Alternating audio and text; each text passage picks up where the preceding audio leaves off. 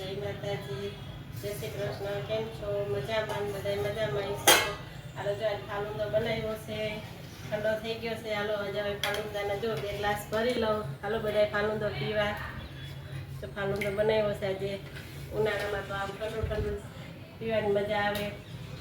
ફાલુદો બનાવી લીધો, હવે ફ્રૂટ સલાડ બનાવશું. હાલો ફાલુદો પીવા.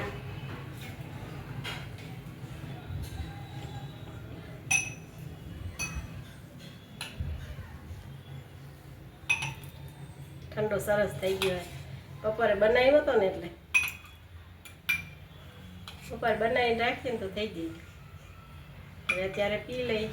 હાલો બધા ફાલુદો પીવા. જય શ્રી કૃષ્ણ. જો આજે બનાવવાનો છે કેરીના ગોટલાનો મુખવાસ. તો જો આ ગોટલા સુકાવ્યા હતા ને એ ભાંગી નાખ્યા, અને જો આયરી બધી ગોટલીઓમાં નીખેરી છે. આ બગડેલી કંઈ નથી, ખાલી દેખાય છે. જો સરસ છે.